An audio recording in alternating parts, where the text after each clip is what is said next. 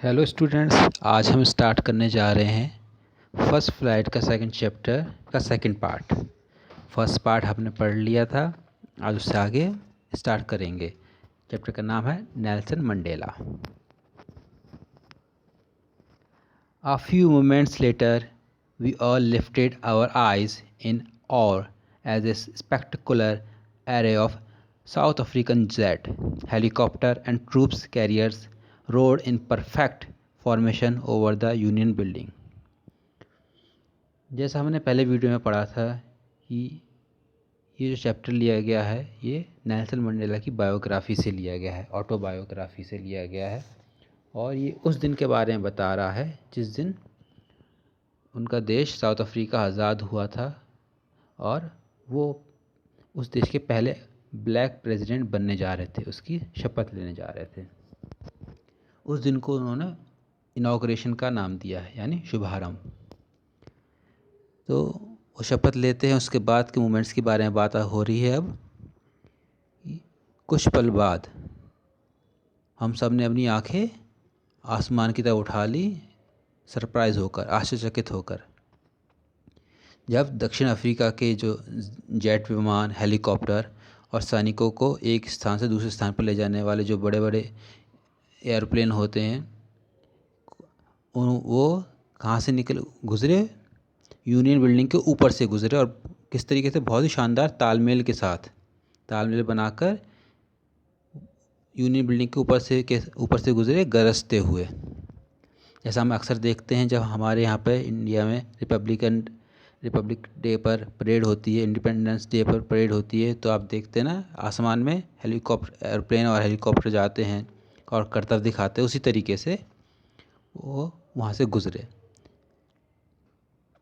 It was not only a display of pinpoint precision and military force, but a demonstration of the military's loyalty to democracy, to a new government that had been freely and fairly elected only moments before.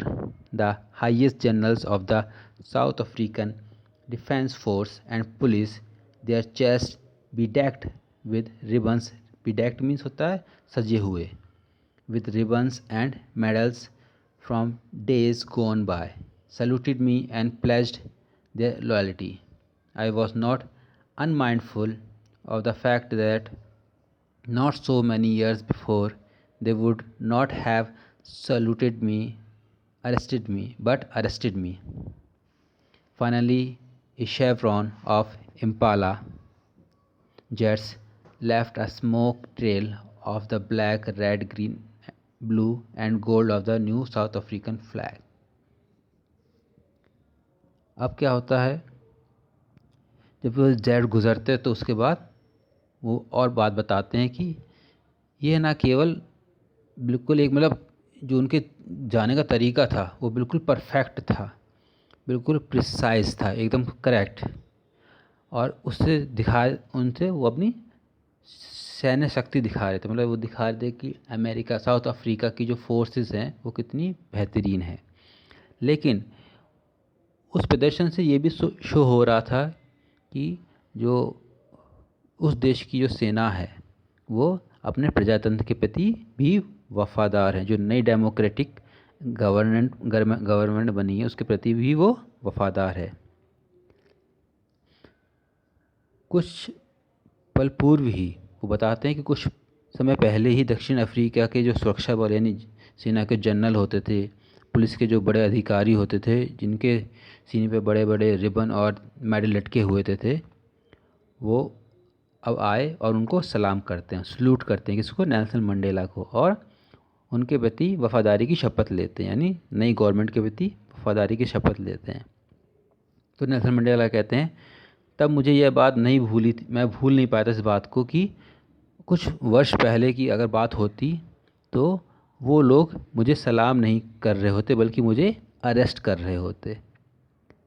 और उसके बाद क्या होता, उसके बाद Impala jet, वो भी aeroplane है, जो कहते हैं, जिन्हें कहते हैं ना हवाई, वो जेट फाइटर जेट, वो फाइटर जेट हैं कहाँ के, साउथ अफ्रीका के। वो वी शेप में एक क्रिएशन करते हैं, एक धुएं की क्रिएशन करते हैं कहाँ पे, आसमान में, और धुएं की एक पूंछ से छोड़ते हुए निकल जाते हैं, जो नए दक्षिण अफ्रीकी झंडे के काले, लाल, हरे, नीले और सुनहरे रंग के कलर में थी।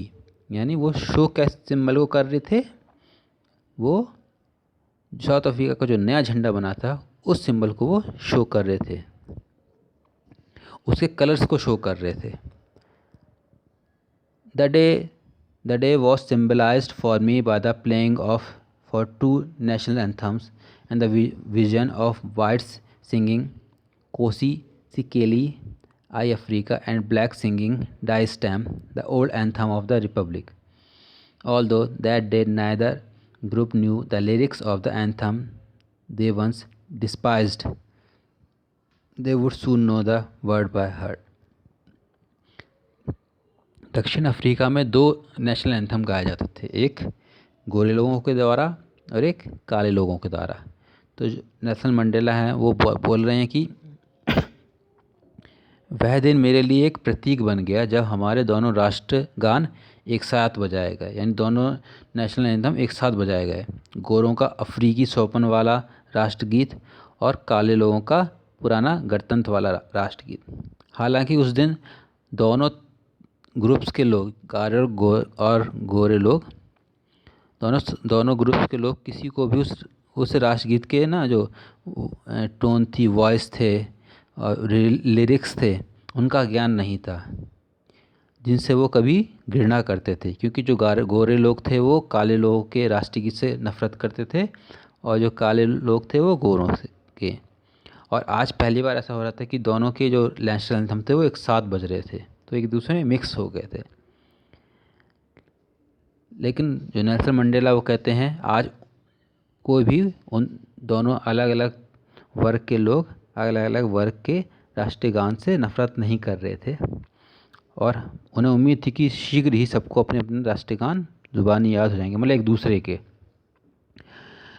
इनॉग्रेशन वाले दिन मैं इतिहास के जो उनके जो विचार थे उससे अभिभूत था, मतलब कि ये कितना उन्हें कहते हैं ना रोमांचित कर रहा था वो दिन उन्हें। उस दिन वो बहुत ज़्यादा रोमांचित थे। क्यों? क्योंकि जब वो सोच रहे थे किस बारे में, इतिहास के बारे में।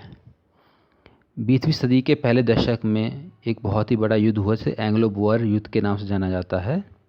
और उसके पश्चात जो दक्षिण अफ्रीका में रहने वाले गोरे लोग थे उन्होंने अपने आपसी मतभेद मिटा लिए थे।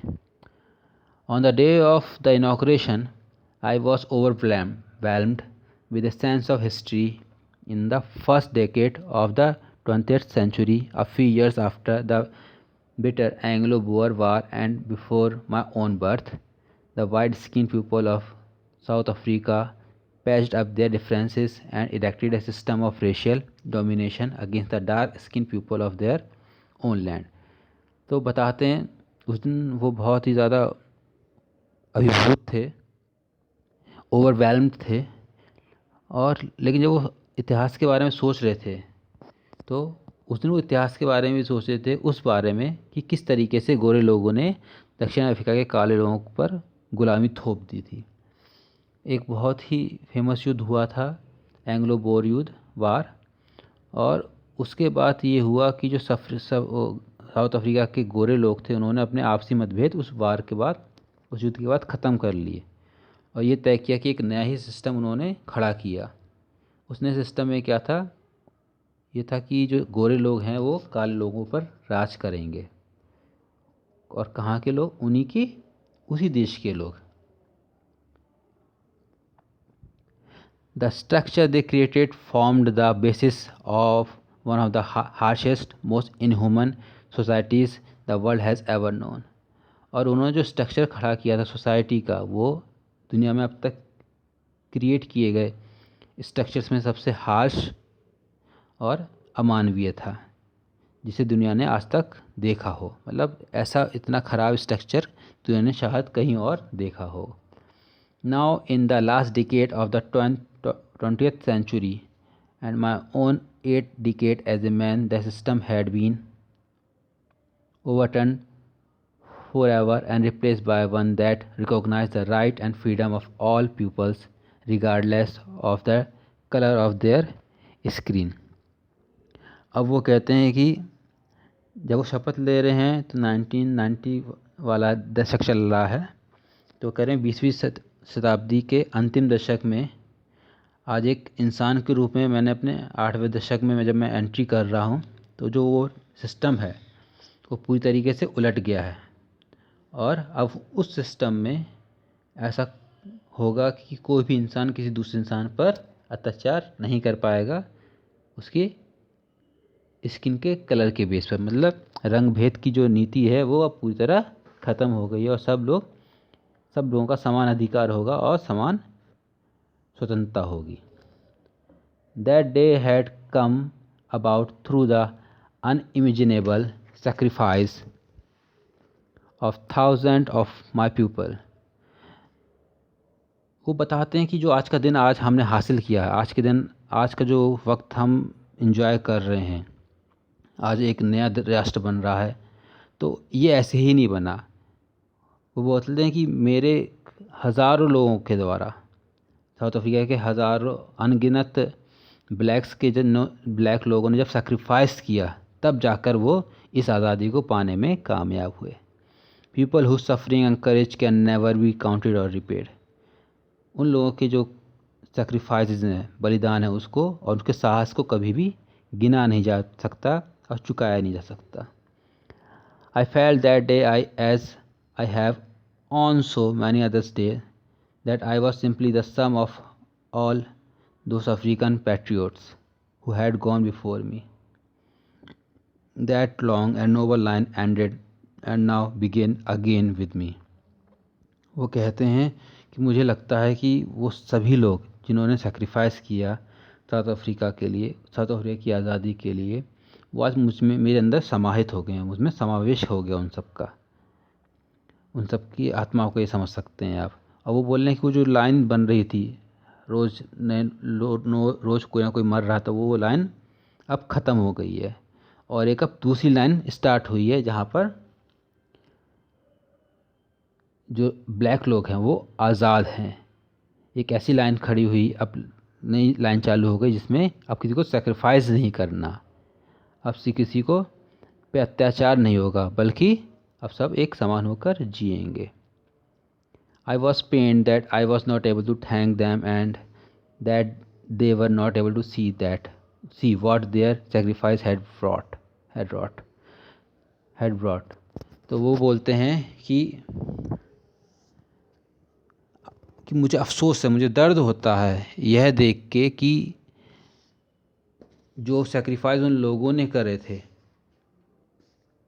वो लोग आज ये नहीं देख पा रहे कि उनके सेक्रीफाइस का क्या नतीजा हुआ है।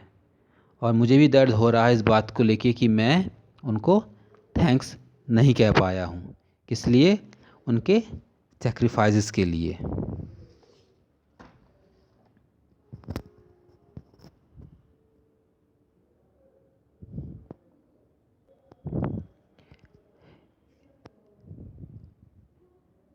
इस वीडियो में इतना ही बच्चों, इससे आगे का लेसन हम नेक्स्ट वीडियो में कवर करेंगे। Thanks for watching. Thank you very much.